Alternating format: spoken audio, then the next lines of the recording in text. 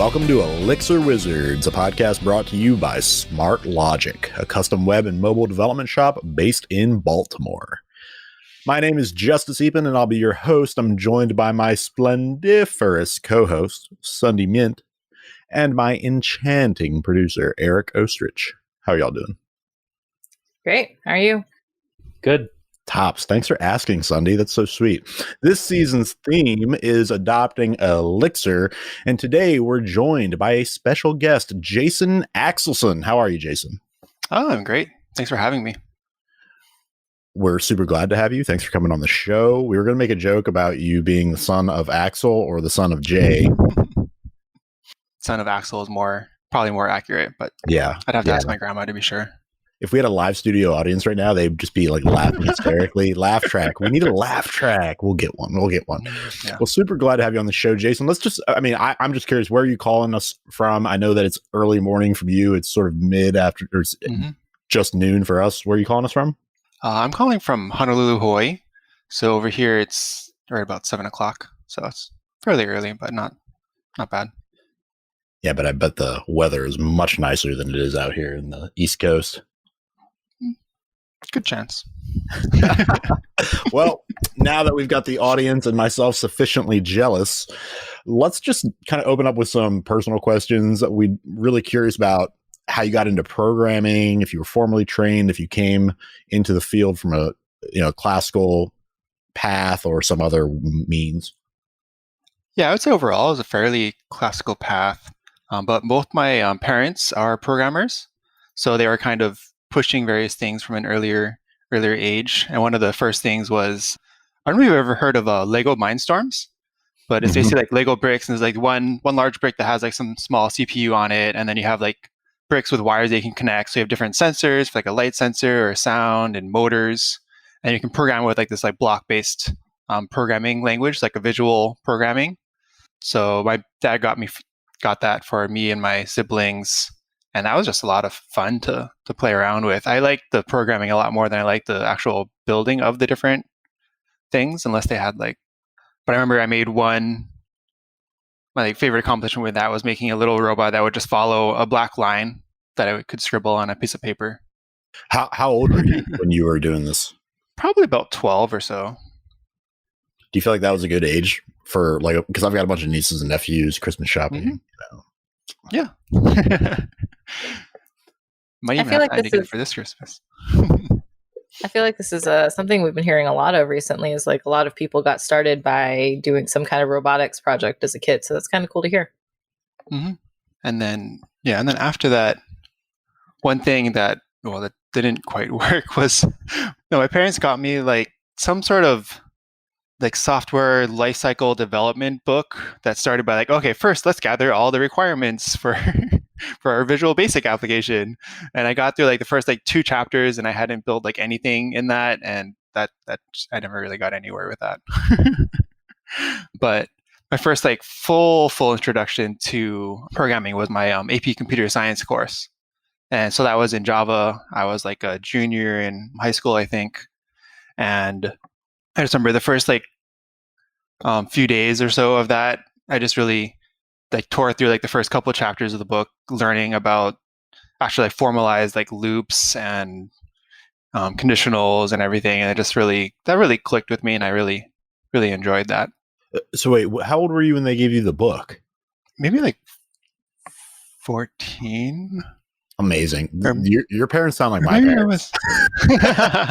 It's like completely adult books for kids. That's funny.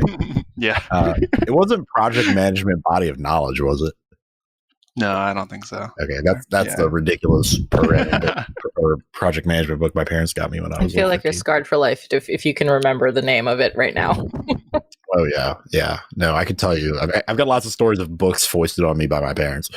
I see Amelia Bedelia written here. Oh yeah. What is that? So Amelia Bedelia is a children's book, or children's book series, and so she's like this maid for like a wealthy family or something, and she takes everything completely literally.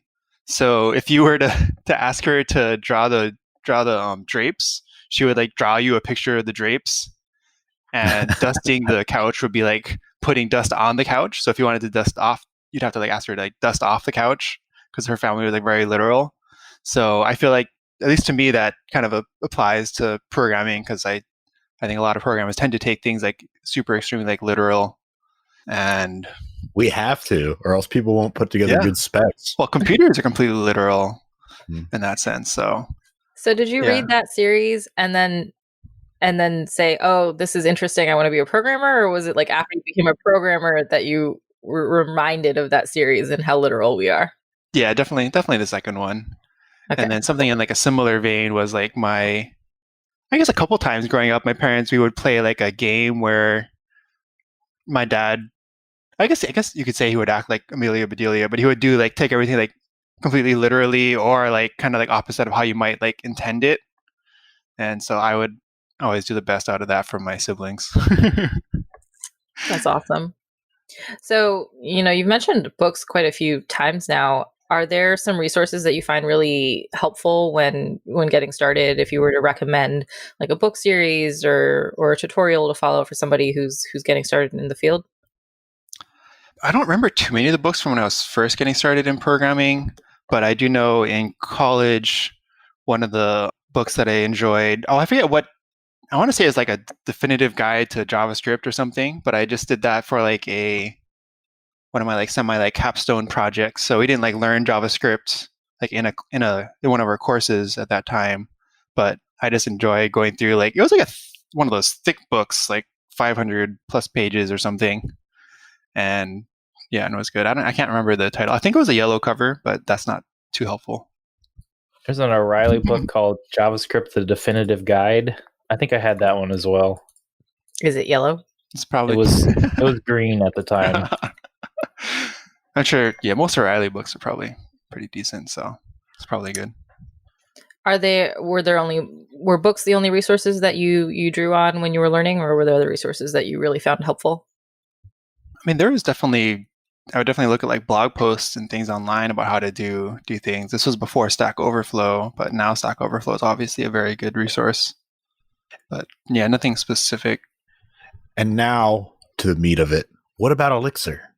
So Elixir, I started with Elixir back when I was at a company called Hobnob that makes like a mobile app to get people together for events. And are they still around? How are they doing these days? Sorry, yeah, they're still around. Okay, but cool. Yeah, it's definitely rough with coronavirus. And that was actually when I switched companies. But you think that Hawaii wouldn't have gotten it?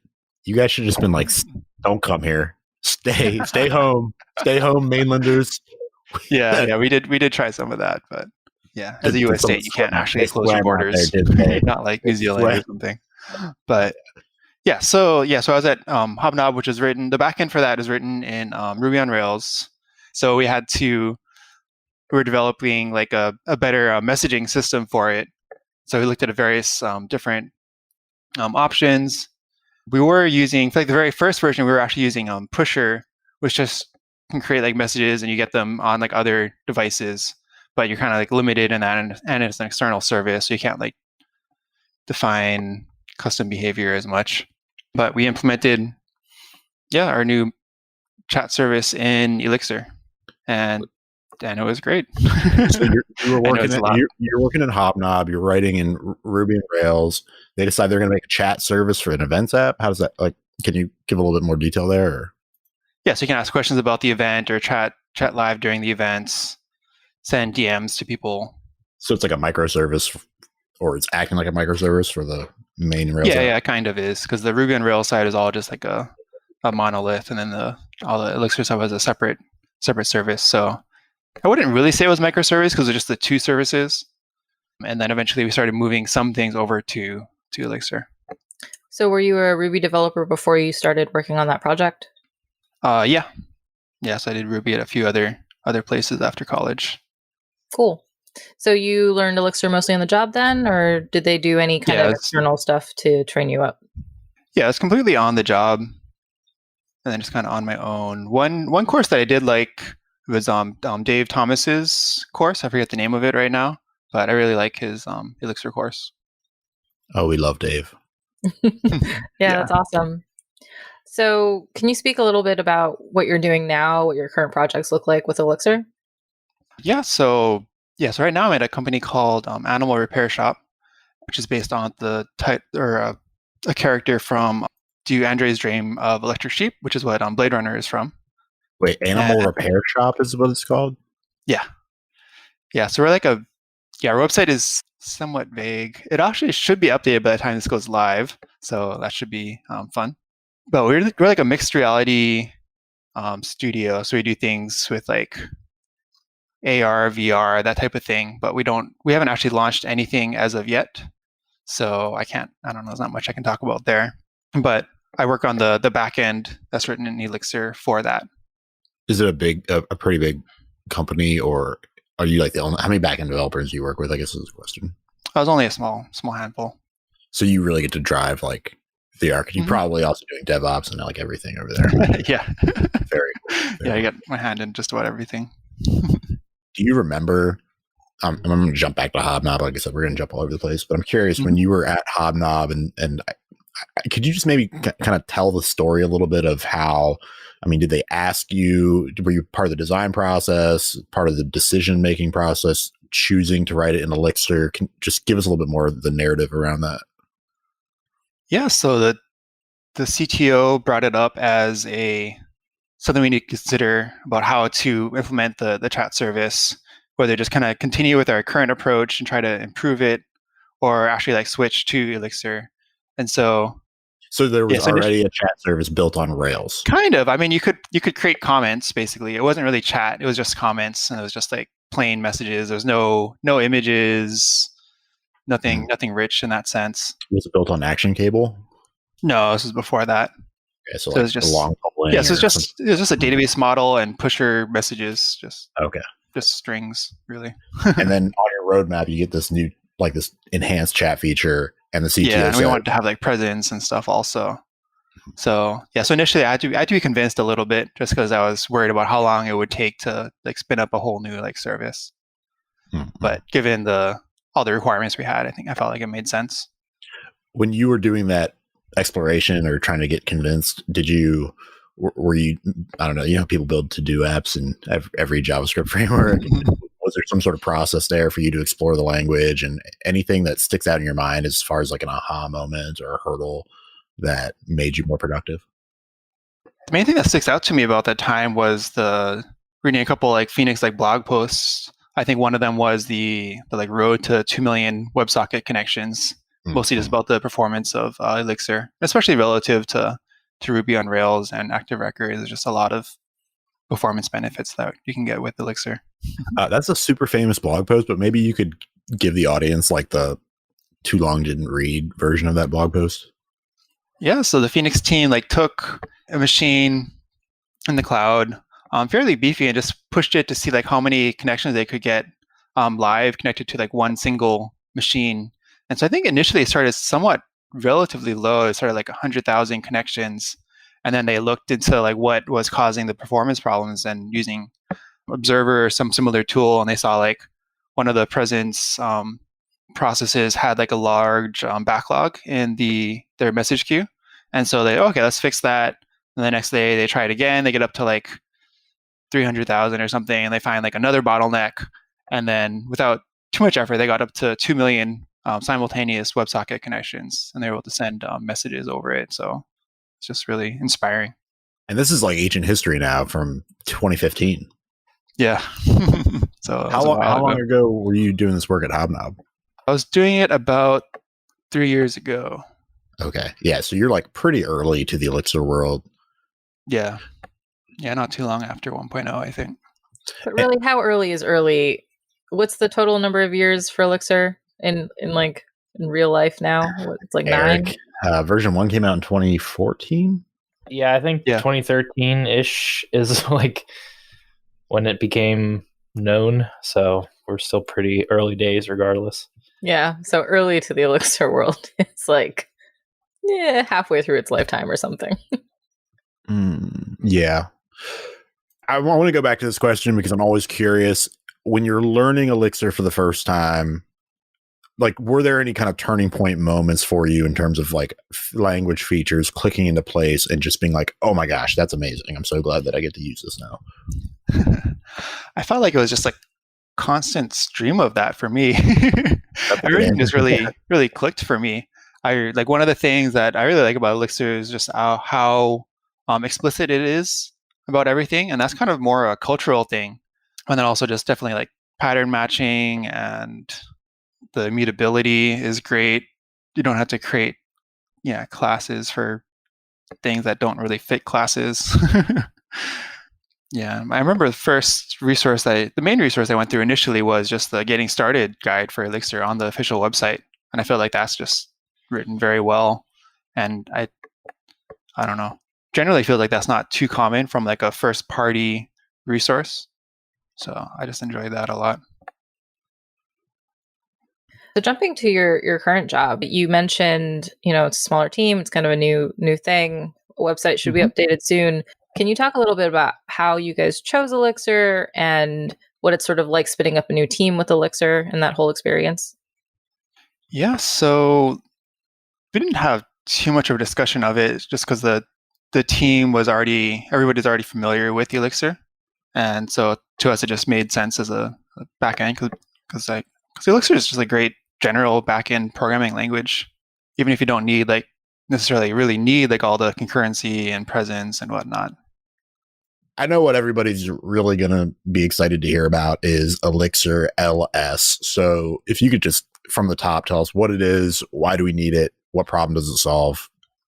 Yeah, so Elixir LS is the Elixir Language Server, which is a server that implements the Language Server protocol, which is a protocol written by Microsoft, maybe partially for VS Code. But the general idea is that rather than every programming language editor pair having to write a full extension that supports each language, so we'd have to have like a VS Code Elixir extension, a Emacs extension, a Vim extension. You can just have one server that talks this common protocol, and you can use that same protocol in every different editor. And each editor just needs to implement the protocol, and then now they can support any given language that has a language server. So Elixir LS is the Elixir version of that. And it's great because it gives you all these like IDE type features. So you can do go-to definition. You can find out where a function is used in your project. You can get some smart auto completions, even for things like your ecto schemas when you're writing a query. Just lots of great stuff like that. So I definitely recommend it for any Elixir developer. Yeah, I use Vim. I've never heard of Emacs or the other thing that you mentioned. But Sure. I'm curious. Yeah, no, we've got a low key editor war at SmartLogic that I perpetuate without allowing my opposition to have the floor to defend themselves. I think she can hold her own against you, though. But she's not here, so doesn't matter. Sorry, Tina. How did you get involved with the language server project, Jason? Okay, so I got involved because I noticed that the language server and then Elixir Sense that it depends on had both kind of stalled. This was in, I think like maybe late 2018 or so. And so I was talking about it on the Elixir Slack with Trevok and Andrew Summers. And so Trevok was like, we should do something about this. And so he created a GitHub organization, which is GitHub / Elixir LSP, so Language Server Protocol. And he forked the two repositories into there. And we started working on maintaining and merging some of the pull requests. And just because, we just didn't want the tools to stall, partially because I think good developer tooling is pretty crucial for adoption now. Can you talk a little bit about maybe the architecture of the project, like what it, if I'm a new developer kind of getting started looking at contributing to it, how would you kind of give me an overview of the project? Yeah, so yes, the main library that Elixir LS is built on is Elixir Sense. So Elixir Sense does all the code analysis. So it can parse Elixir files, and it also has a error-tolerant parser, because when you're doing programming, a lot of times you'll be editing a file, which means your file won't actually compile at the current state that it is in, but you still want to have things like auto-completion and such work. So Elixir Sense can do error tolerant parsing, recover from like as smartly as it can from like 5 different errors. So it has like a lot of the analysis of the Elixir AST they would get if you're doing like a quoting some piece of code. And then Elixir LS builds on top of that and actually implements all the various language server protocol response in the JSON format and all that. And when you were getting started, do you remember what you initially like jumped into working on the language server? The first thing I remember working on was on the Elixir Sense side and helping it support, I think maybe Elixir 1.8 or so, because Elixir Sense cares so much about the specifics of the language. It's actually rather, I guess you could use, or it's rather sensitive to new Elixir versions. So one of the maintenance tasks is to test it on new version and then make any updates as necessary. And yeah, also both projects actually use a pretty good amount of some of the private Elixir internals, so those have to be maintained. I know that some of our hardest code problems that we've solved can turn into our most fun stories to talk about. So what was an interesting thing that you learned from working on this project? Was there a very difficult problem that you've solved up until this point? I think one of the hardest things to solve in this for me is just kind of like the community aspects of it and just trying to help it stay a community project. And so part of that is to being responsive on issues and pull requests and trying to get other people to come in and contribute to the project. Just because I see it as like a shared project for the Elixir ecosystem. So it's great to have lots of different contributors to it. Yeah, how do you actually go about finding contributors? Do you use the Slack or some other means? Yeah, sometimes on Slack we have language server channel on the Elixir Slack that we use. I'm on the Discord as well and the forum, of course. And then we also have a issue that I had pinned on the Elixir LS repo for a little bit that was a call for contributors. And so just asking people there. You gave a talk about Elixir LS. Yeah, I did. That was for ElixirConf this year, the ElixirConf US. What kind of, I guess if you want to give the TLDR of that talk for the audience, I'm sure they'll go listen to it afterwards. That would be a good place to start. But I'm also curious, like, what, if you learned anything in preparing the talk and kind of putting it together that stands out to you now?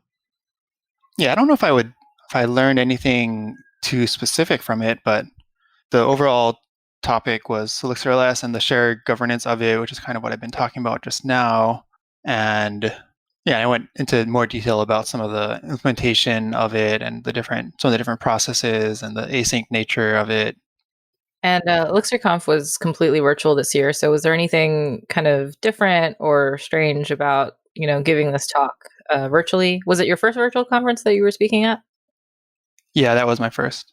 Yeah, so it was different than what you would expect from an in-person conference. And I guess one of the hardest parts for me as a speaker was just not being able to actually like see the audience and get like some like real-time feedback from them.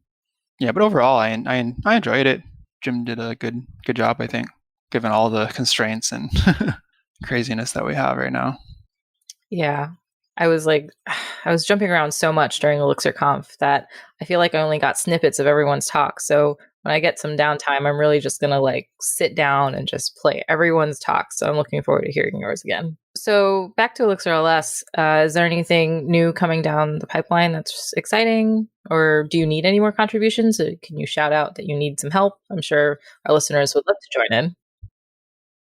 Yeah, we always could use some more help and more contributors. There's a whole bunch of things that would be great to implement that we're not implementing right now. One of the things that's currently in the pipeline is some formatting speed improvements that Ben from Absinthe has been working on. So hopefully that'll get merged in soon. Another thing that's got merged recently is the ability to run tests, like XUnit tests from Elixir LS. So currently that's only supported in VS Code because you need to have like some code on the editor side to do the integration of the specifics for that. There's an Emacs version that is hopefully going to be merged soon for that. I'm also working hopefully on creating like a configuration file for Elixir LS so you can either like enable some like experimental features and just control it per project. You mentioned something a little earlier when you were talking about how you got into this project. Good developer tools are crucial to adoption. This whole season is about adopting Elixir and hopefully making it easier for our listeners to grasp onto Elixir if they're learning, or bring their team up to speed with Elixir if that's what they're doing, or even pitching to bring, Elixir into their companies. So I was wondering if you could expand on that thought a little bit. I don't think anyone so far this season has talked about developer tools. Yeah, there's a couple ways to think about it. Some is just the developer tooling helps people to understand the language better by being able to experiment with their code, and like they can write some code and they can use some of the editor stuff to understand like exactly what's happening, whether that's doing like a go to definition, and then obviously like things like syntax highlighting is like a very basic thing, but that just helps you understand like immediately as you're writing it, you can see like, oh, okay, this is getting interpreted as like a string now, or now this is a syntax error, and you can see why it is without having to switch context and go to the terminal and try to actually compile your code. Yeah, I can say like from personal experience while I was learning, I think one of the first things I set up when I set up VS Code, sorry, Justice, was I've never heard of that. What is that? Yeah. Anyways, I definitely I had somebody tell me, oh, install this, and this, these package tools or whatever. And Elixir LS was one of them. I didn't really think about it. And I'm a very color coordinated person. Or color oriented person. If I'm looking at the code and it's the wrong color, I think something's wrong. Like if I have one function that does something and another function that does something else, and the second function has something that looks kind of identical and they're the wrong colors, I'm just like, I'm reading the words and they look correct, but they're the wrong color. So obviously I've done something wrong, or I just forgot to save or something. So I will say, yeah, looking back onto like my learning experience, I found that very helpful. Also, being able to dig into function definitions and like seeing where something was made and jump around the code that way definitely helped me kind of unwrap what was going on. I'm not a fan of magic, as I say, even though we're wizards here. Yeah, one of the things that the tooling can really help you with is understanding your dependencies better. So you can go to definition on a module from a dependency, and you can actually see the implementation of that. And with Elixir, I find that's really, really very helpful, because I feel like the vast majority of dependencies that I look at in Elixir is actually rather understandable once you actually dig into what's happening. There's a few that might make heavier use of macros, but for the most part, it's pretty easy to understand. And I think that can really help grow you as a Elixir developer also, just reading some code. I want to ask a kind of a high level question before we start to wrap this up. I'm curious what you think needs to happen to the language and to the community in order for Elixir to become a more mainstream backend option. I think there's a few different ways we could tackle that as a community. I think one is just more libraries in Elixir, and that'll definitely happen with time. But I think if we try to make that a focus in the community, you can have it happen sooner. So just for any specific thing that you want to do, just having a library, being able to rely on there, most likely being a library that you can use for that, I think that's very great for adoption, especially for like startups. Is you don't want to spend too much time that's not on your core business domain. And related to that, something I would love to see is people, because generally like a lot of these open source projects are developed by a single person, but they may eventually either get burnt out or leave Elixir or programming for any specific reason. That's actually what happened with Elixir LS. That was because that was originally developed by Jake Becker, so we owe him a great big thanks for doing all the initial development and getting it to where it was at that point. But he actually switched to, he doesn't even do programming anymore. He's been like working on like building his house somewhere out in the Midwest or something. So being able to switch stewardship of open source projects and continuing them beyond the initial developers, I think is great for the language. Like that recently happened with XAWS. So that's great for adoption. And then obviously just more developer tooling, just improving Elixir LS and such, I think is great for adoption and getting some other niceties. It'd be great if somebody would submit a PR that allows you to like auto import or auto alias a module based on auto completion, or be able to rename your module or a variable. or function. Now that you say that we don't have it, I need it now.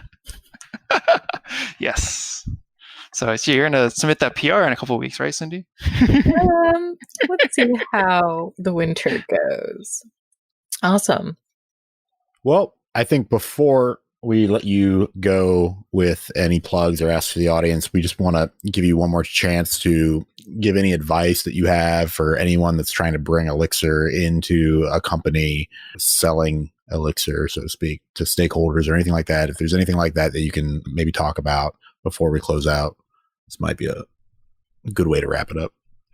I think a good first step would be to read Adopting Elixir if you're interested in books, because that's a really great intro about adopting Elixir at different companies.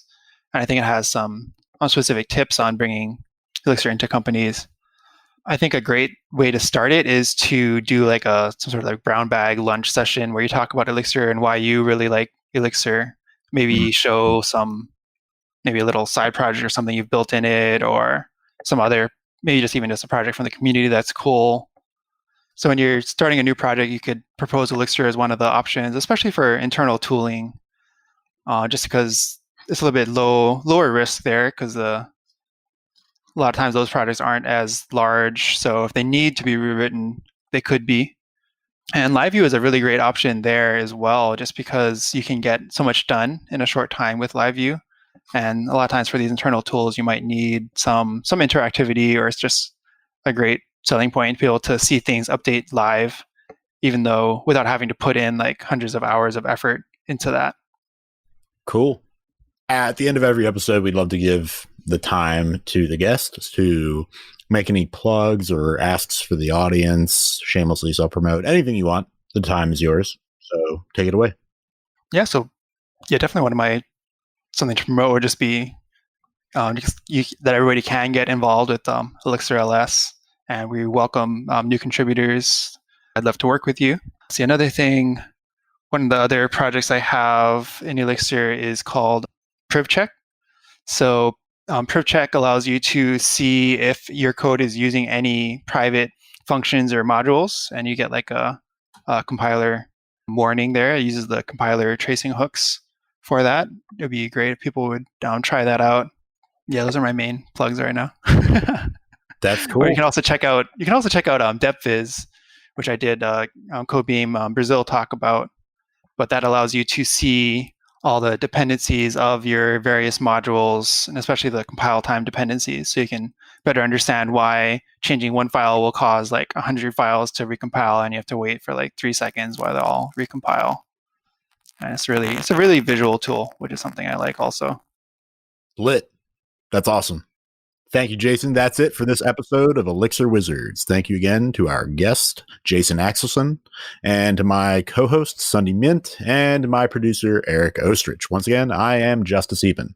Elixir Wizards is a Smart Logic podcast. Here at Smart Logic, we're always looking to take on new projects, building web apps in Elixir, Rails, and React, infrastructure projects using Kubernetes, and mobile apps using React Native. We'd love to hear from you if you have a project we could help you with. Don't forget to like and subscribe on your favorite podcast player. You can also find us on Instagram and Twitter and Facebook, so add us on all of those. You can find me personally at Just Use a Pen, Eric at Eric Ostrich, and Sunday at Sundaykin. And join us again next week on Elixir Wizards for more on adopting Elixir.